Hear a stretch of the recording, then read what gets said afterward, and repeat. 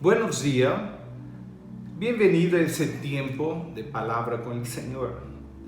Queremos en ese momento orar pidiendo al Señor para que pueda abrir nuestra mente, nuestro corazón, para que esa palabra pueda llegar al más profundo de nuestro ser. Padre amado, Señor, gracias te damos, Señor, en ese día. Gracias te damos, Señor, por ese momento. Te quiero pedir en nombre de Jesús que tú puedas abrir nuestra mente, nuestro corazón, nuestra alma para recibir la palabra que tú tienes para nosotros. Porque tú has dicho, ni solo de pan vivirá el hombre, sino de toda palabra que procede de tu boca, Señor. Que esa palabra pueda llegar a nuestros oídos, nuestra mente, nuestro corazón, y reprendemos en nombre de Jesús toda interferencia en ese momento, todo bloqueo mental, toda ceguera espiritual, en nombre de Jesús. Amén. El Señor Jesús murió, resucitó y volverá. Cuando Jesús vino por primera vez a la tierra, cuando nació de la Virgen María, había un grupo de astrónomos que vino de lejos, porque ellos pudieron ver la señal y ellos pudieron entender cuál era la estrella que apuntaba el local del nacimiento de Jesús. Ahora yo le pregunto, ahí muy cerca había un grupo de pastores de ovejas, pero no vieron la estrella. En la misma ciudad de Belén nadie se dio cuenta. En la misma ciudad de Belén los sacerdotes y escribas no se dieron cuenta. Hasta que nosotros vemos en la palabra del Señor, había una profecía que decía que los reyes vendrían a visitar a Jesús el día de su nacimiento. Eso está en Isaías capítulo 60 del 1 al 6. Dice: y la gloria de Jehová ha nacido sobre ti. Levántate, resplandece, porque ha venido tu luz, y la gloria de Jehová ha nacido sobre ti. Habla del nacimiento de Jesús. Versículo 3 dice: y andarán las naciones a tu luz, y los reyes al resplandor de tu nacimiento. La profecía decía que en el momento del nacimiento de Jesús, los reyes estarían ahí. Y dice el versículo 5, las riquezas de las naciones vendrán a ti, hayan venido a ti. Dice versículo 6, multitud de camellos te cubrirá, vendrán dromedarios desde Madián, de Efa y de Sabá. Aquí dice inclusive de dónde vendrían esos reyes para adorar al Jesús nacido. Y dice más, traerán oro, incienso y publicarán alabanza de Jehová. Nosotros vemos que la profecía se cumplió y vuelve a repetir en Salmos 72 del versículo 10 al 15. Dice: los reyes de Tarsis y de las costas traerán presentes. Los reyes de Sabá y de Seba ofrecerán dones.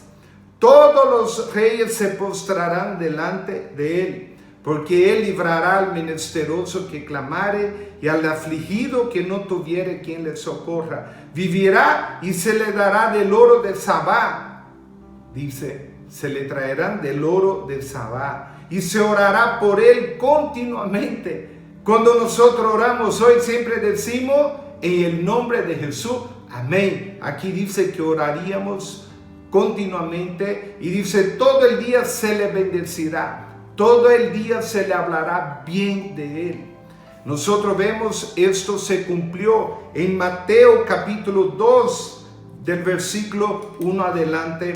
Y la palabra dice así, mire, presta atención. Dice así: cuando Jesús nació en Belén de Judea, en días del rey Herodes, vinieron del oriente a Jerusalén unos magos. Magos no era de brujo, magos era de astrólogos. No astrólogos, astrónomos que estudiaban las estrellas. Presta atención, no eran astrólogos de magia, de descubrir el futuro, eran astrónomos. Pero versículo 2 dice: ¿dónde está el rey de los judíos que ha nacido? Porque su estrella hemos visto en el oriente y hemos venido a adorarle. Esses reis magos haviam descoberto através das estrelas que o rei Jesus havia nascido. E irmão, chegaram Herodes e disseram: hemos venido a adorar-lhe. Não adoravam ao nascimento de qualquer rei. Eles reconheceram que era o Salvador, o Messias prometido. E diz assim, que Herodes se turbou e chamou a los principais sacerdotes e escribas del pueblo e lhe perguntou onde havia de nascer el Cristo. E eles lhe dijeron: en Belén de Judea, porque así está escrito por el profeta. Y tú, Belén, de la tierra de Judá, no eres la más pequeña entre los príncipes de Judá, porque de ti saldrá un guiador que apacentará mi pueblo Israel. Versículo 9.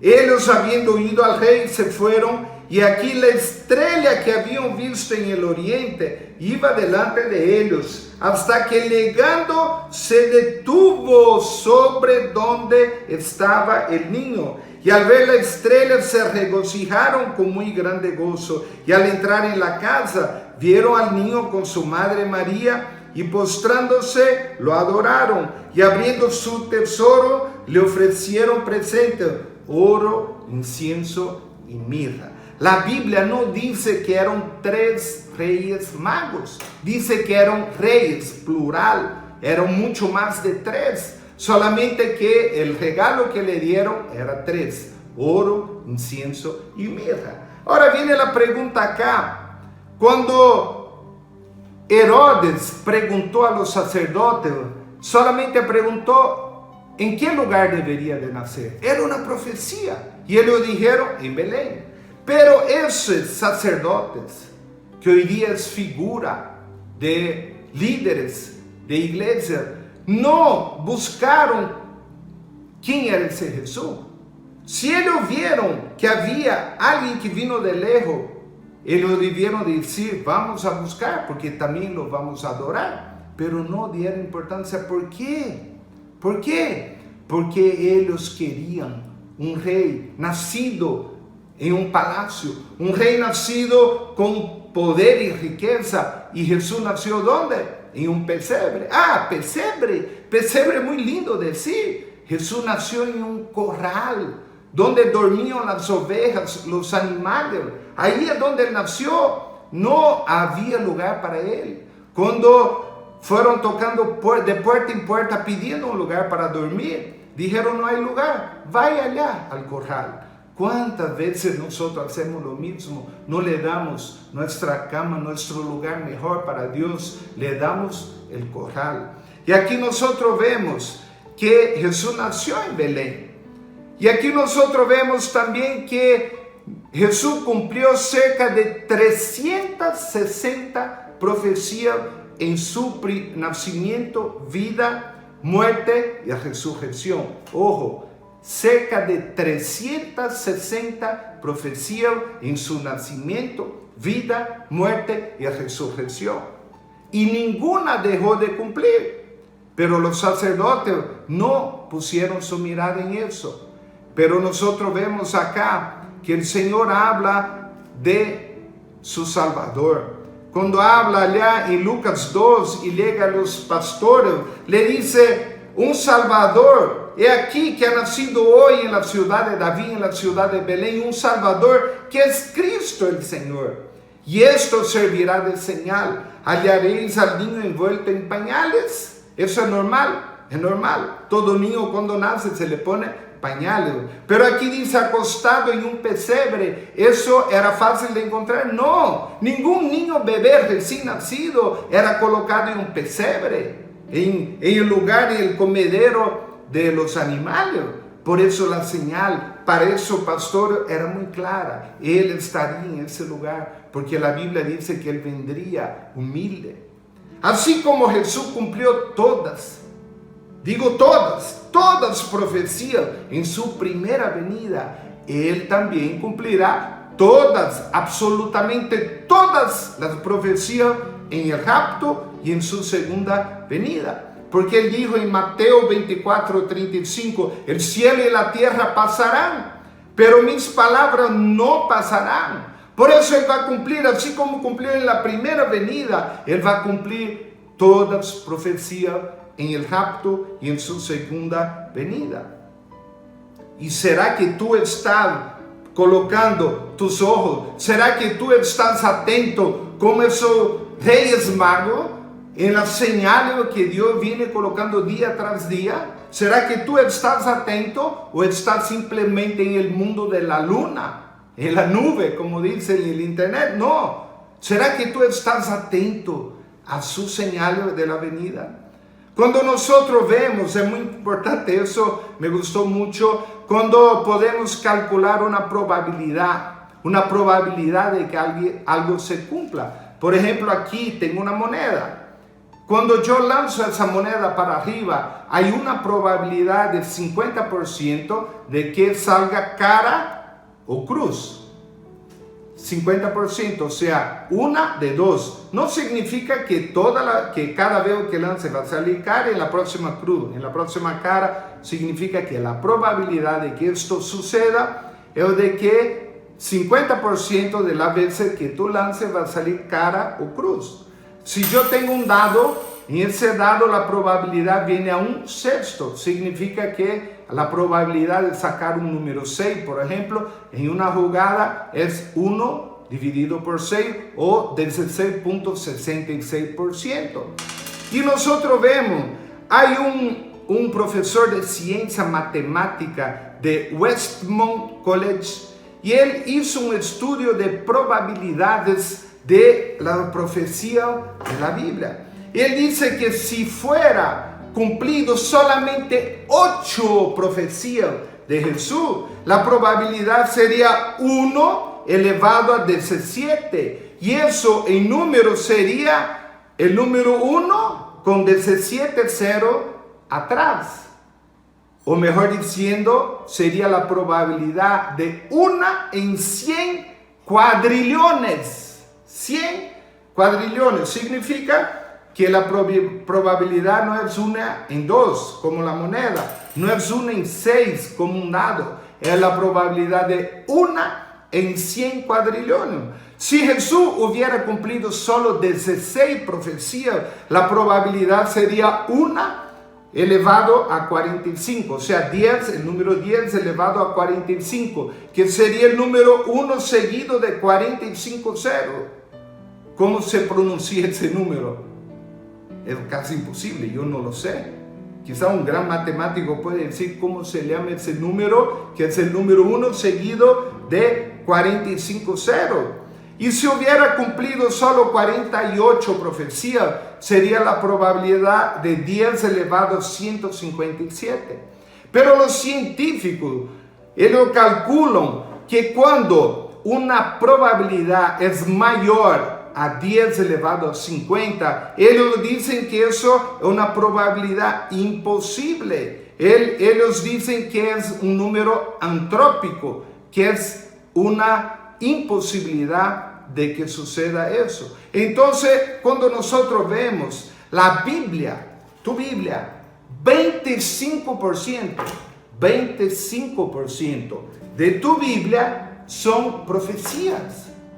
Nuestro Dios, el Dios que ve el futuro, nuestro Dios es el Dios de las profecías. Y Él, así como Él cumplió 360 profecías o más en su primera venida, Él va a cumplir todas en su segunda venida. Así como ninguna dejó de cumplir en la primera venida, ninguna dejará de cumplir en la segunda venida. Es muy importante entender eso, que el Señor cumple sus promesas al pie de la letra. Entonces, hermano, la primera venida del Señor fue tan importante que hasta cambió el calendario. Hoy día nosotros estamos en el año 2020 y ese 2020 después de Cristo y viene 10, 20 y todos los años antes de Cristo. La venida de Jesús cambió el calendario y el mundo entero. Mire lo que dice en Zacarías capítulo 12, versículo 10. y derramaré sobre la casa de David y sobre los moradores de Jerusalén espíritu de gracia y de oración. Y mirarán a mí, mire, palabra del Señor, dice, mirarán a mí, a quien traspasaron, y le orarán como se le ora por el Hijo unigénito, afligiéndose por él, como quien se aflige por el primogénito. Yo le pregunto, cuando alguien quiera decirte que Jesús no es Dios, cuando alguien quiera decirte a ti, toque tu puerta de dos en dos para decirte que Jesús es un ser creado, para decirte que Jesús era solamente un profeta de Dios, tú puedes preguntar, ¿y cuándo Dios fue traspasado por una espada? ¿Cuándo? Aquí dice, mirarán a mí a quien traspasaron. ¿Cuándo sucedió eso? Cuando Dios fue traspasado, cuando Él estaba en la cruz y el soldado agarró la lanza y le zunchó abajo de su costilla. Fue traspasado. ¿Quién? Jesús. ¿Y quién es Jesús? Es Dios. Por eso Dios habla en Zacarías, mirarán a mí, a quien traspasaron, y le orarán. Apocalipsis capítulo 1 también habla lo mismo. Empieza el versículo 3 diciendo así, bienaventurado el que lee y los que oyen las palabras de esta profecía y guardan las cosas en ellas escritas, porque el tiempo está cerca. Repito, bienaventurado el que lee y los que oyen y guardan las cosas de esa escritura, porque el tiempo está cerca. Jesús dijo, no solo los oidores, sino los hacedores. No adelanta ser solo oidor de la palabra, debemos ser hacedor de la palabra. Pero Él dice acá, porque el tiempo está cerca. El Señor está diciendo, bienaventurado eres tú, si tú lee, oye y guarda esa palabra, porque el tiempo de su venida está cerca. Esa semana anterior mi cuñado dijo, mire, si en todo ese tiempo de cuarentena tú no has leído tu Biblia, si en todo ese tiempo de cuarentena tú no has leído algún libro bien, no has levantado un altar de adoración en tu casa, no es excusa por falta de tiempo, porque no es simplemente falta de voluntad. Sigue Apocalipsis 1:4. Dice, gracia y paz a vosotros, del que es, y que era, y que ha de venir. Vuelve a decir, Jesús ha de venir. Él nació, vivió, murió, resucitó y volverá. Él volverá. Todo el Apocalipsis habla de evento de la venida de Cristo. Versículo 5 dice, y de Jesús Cristo, el testigo fiel, el primogénito de los muertos y el soberano de los reyes de la tierra, al que nos amó y nos lavó de nuestro pecado con su sangre. Nos lavó de nuestro pecado con su sangre derramada en la cruz. Versículo 7 dice, he aquí que Él viene con las nubes y todo ojo le verá. Y los que le traspasaron, aquí vuelve a decir, los que le traspasaron, como en Zacarías, mirarán a mí, todos los que me traspasaron. Aquí dice, y los que le traspasaron, y todos los linajes de la tierra harán lamentación por él. Versículo 8 dice, yo soy el alfa y el omega, yo soy el principio y el fin, dice el Señor, el que es, el que era y el que ha de venir, el Todopoderoso. Aquí dice, Jesús es el Todopoderoso, Jesús es el que vino, Jesús es el alfa, el principio, el omega, el fin. Y el que era, el que es, el que ha de venir, Él es el Todopoderoso. No se deje engañar cuando alguien te diga que Jesús no es Dios, cuando alguien te diga que Jesús es un ser creado. En Apocalipsis 5 dice que todas las personas y naciones de la tierra, inclusive los ángeles, estarán adorando al Cordero que fue inmolado. Isaías 43:10 dice así, vosotros sois mis testigos, plural, mis testigos, dice Jehová. Tú, yo, debemos ser testigos en plural de Jesús. Pero aquí habla, y mi siervo que yo escogí, singular, porque ese siervo que Dios escogió en singular, está hablando de Jesús que vino como siervo. La Biblia dice que Él no vino para ser servido, Él vino para servir y dar su vida en rescate por ti, por mí, y una muerte de cruz. Él vino como siervo. Aquí dice, y mi siervo que yo escogí, Él está hablando en singular, Él está hablando que era Jesús, para que me conozcáis y creáis y entendáis que yo mismo soy. Antes de mí no fue formado Dios, ni lo será después de mí. El Señor está diciendo, ni antes ni después habrá un otro Dios. No está diciendo que Jesús fue transformado en Dios después que vino a la tierra. Él era, es y ha de venir, y Él es el Señor. En Juan 1 dice, en el principio era el verbo era con Dios y el verbo era Dios. Jesús es Dios. Aquí dice Isaías 43:11, yo Jehová y fuera de mí no hay quien salve, fuera de mí no hay quien salve. Y Jesús varias veces en la palabra dijo, tus pecados te son perdonados. Y los sacerdotes o la gente decía, ¿quién es ese? Blasfemia dice. ¿Cómo puede decir perdonar pecados? Solo Dios puede perdonar pecados. Pero Jesús es Dios. Y por eso Él decía, para que se sepa que el Hijo del Hombre tiene poder y autoridad para perdonar los pecados. Proverbios 30, versículo 4 dice, ¿quién subió al cielo y descendió? ¿Quién encerró los vientos con su puño? ¿Quién ató las aguas en un paño? ¿Quién afirmó todos los términos de la tierra? ¿Cuál es su nombre? Y el nombre de su hijo, si sabe cuál es su nombre. Y el nombre de su hijo, está hablando aquí de un Dios. ¿Quién es el único que puede, que subió al cielo y descendió? Jesús.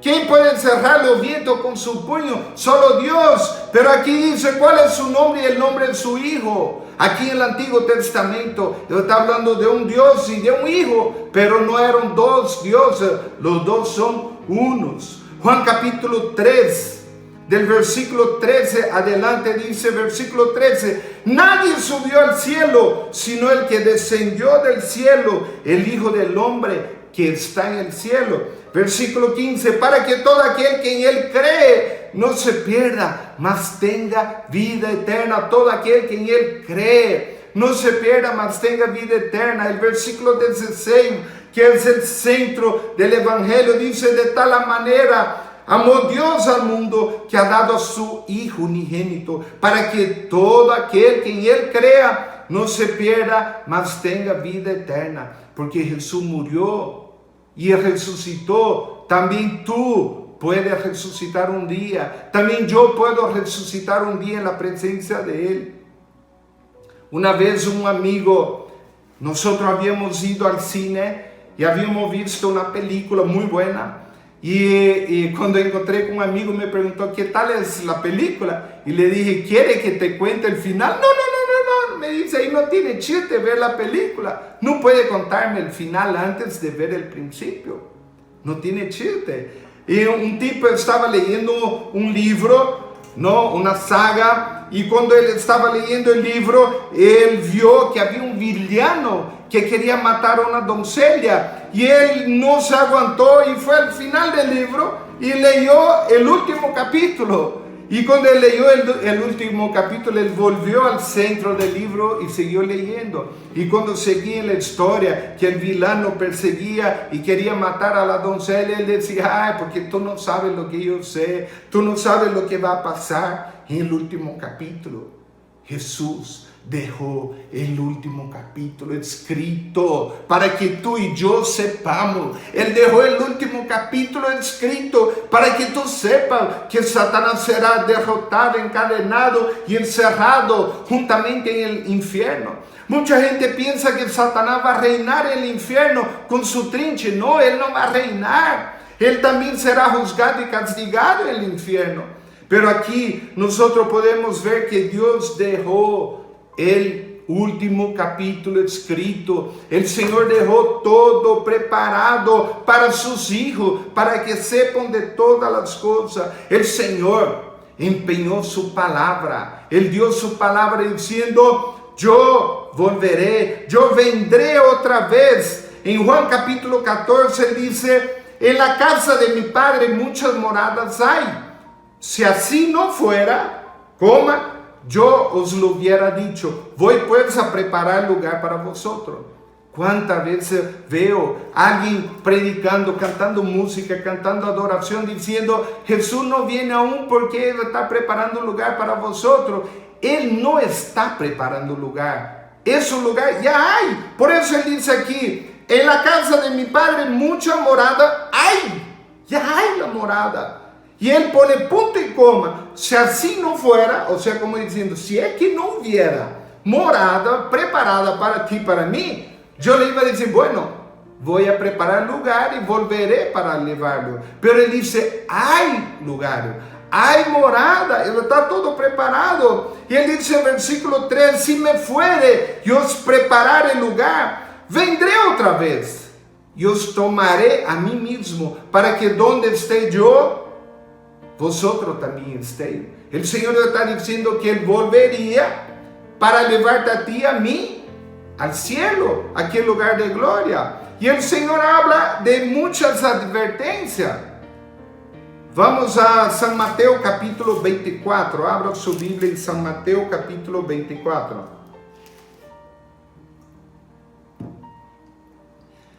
Aquí es muy importante entender.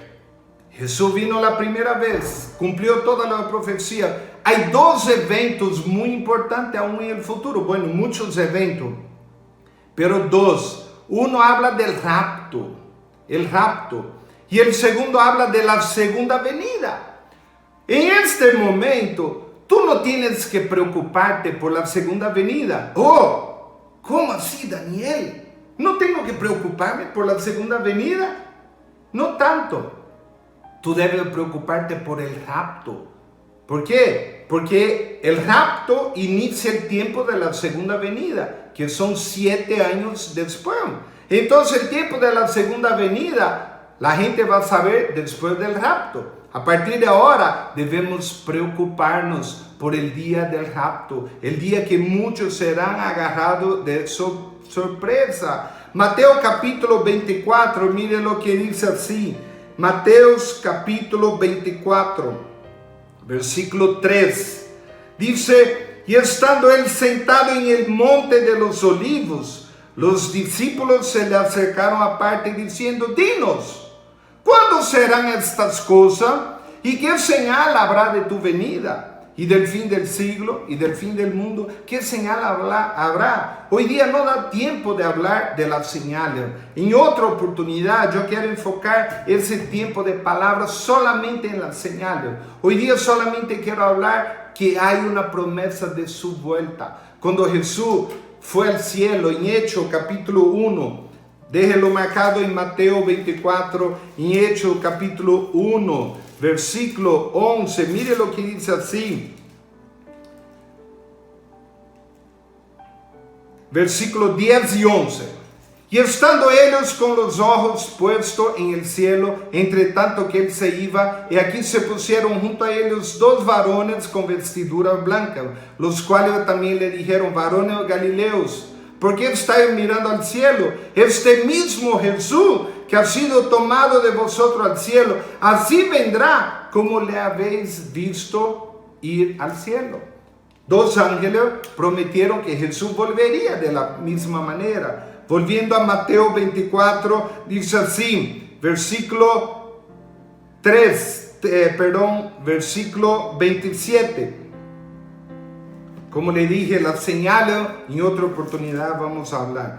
Ahora versículo 27. Porque como el relámpago que sale del oriente se muestra en el occidente, así también la venida del hombre, así también será la venida del hombre. ¿Eso a qué se refiere? Al rapto. ¿Por qué? Porque ¿acaso tú sabes cuándo va a caer un rayo? No sabes. Pero tú sabes que un rayo solo cae ¿cuándo? Cuando llueve. Un rayo solo cae cuando llueve. Tú puedes saber en cualquier momento puede caer un rayo, pero tú no sabes el momento ni dónde va a caer el rayo. Pero cuando cae, hay la señal visible. Cuando nosotros vamos al versículo 29 y 30, dice: e inmediatamente después de la tribulación de aquellos días, está hablando de 7 años que habla en el libro de Daniel, y Apocalipsis habla la cantidad de días de 7 años. Habla inmediatamente después de la tribulación de aquellos días, el sol se oscurecerá y la luna no dará su resplandor. Versículo 30, entonces aparecerá la señal del Hijo del Hombre en el cielo, y entonces lamentarán todas las tribus de la tierra, y vendrán al Hijo del Hombre viniendo sobre las nubes del cielo, con poder y con gran gloria. ¿Cuándo va a ser eso? En la segunda venida. Hay que diferenciar, el rapto es una cosa, la segunda venida es otra. Versículo 33 dice: así también vosotros, cuando veáis todas estas cosas, conocéis que no está cerca, está a las puertas. Cuando alguien llega a mi casa, muchas veces llegaron algún amigo a mi casa y yo estaba de pijama, pero llego a la portería y el portero llama al interfono y dice: tu amigo llegó, y yo voy corriendo, me pongo vestidura y vengo y lo atiendo. Aquí la palabra dice que el Señor está así, Él está a las puertas, Él está esperando el momento de venir para el rapto, para recogerte a ti y a mí. Versículo 36 dice: pero del día y la hora nadie sabe, ni aun los ángeles del cielo, sino solo mi Padre. ¿Qué día es ese? El día del rapto. Nadie sabe, nadie sabe. Y aquí dice así, versículo 44, por tanto también vosotros estad preparados, porque el Hijo del Hombre vendrá la hora que no pensáis. El Hijo del Hombre vendrá en la hora que no pensáis. Yo quiero decirte así: estea preparado, el reloj del Señor está siendo contado, el tiempo del Señor está siendo contado, el Señor está a las puertas, esperando el momento del rapto, esperando ese momento glorioso donde nosotros ascenderemos y encontraremos con Él en las nubes. Pero le quiero decir: no sea agarrado de sorpresa, no sea agarrado de sorpresa. Todo ese tiempo que el Señor viene mandando es para traer arrepentimiento. Ese tiempo de pandemia, ese tiempo de peste, como dice en la palabra, es tiempo de arrepentimiento. Es tiempo para que tú verifiques tu vida, cómo está tu vida, que tú pongas tu vida al día, que tú tengas tu pasaporte limpio con el visa sellado por la sangre de Cristo, preparado para cuando Él venga. Quiero hacer una oración terminando ese momento. Gracias por su tiempo, gracias por su tiempo de escuchar esa palabra. Señor Jesús, quiero pedir en ese momento que tú puedas, Señor, tocar nuestro corazón, que tú puedas, Señor, convencernos, Señor, de arrepentimiento. Trae sobre nosotros arrepentimiento, que cada persona pueda andar en santidad. Tu palabra dice: sin santidad nadie verá al Señor. Y quiero pedir en ese momento por cada persona que está escuchando esa palabra, que tú puedas tocar su corazón, que tú puedas traer sobre ellos arrepentimiento, quebrantamiento de corazón, y que te puedan reconocer como Señor y Salvador, que puedan andar en tus caminos, que puedan hacer tu voluntad, en el nombre de Jesús. Amén. Que Dios le bendiga a cada uno. Amén. Gloria a Dios por tu vida.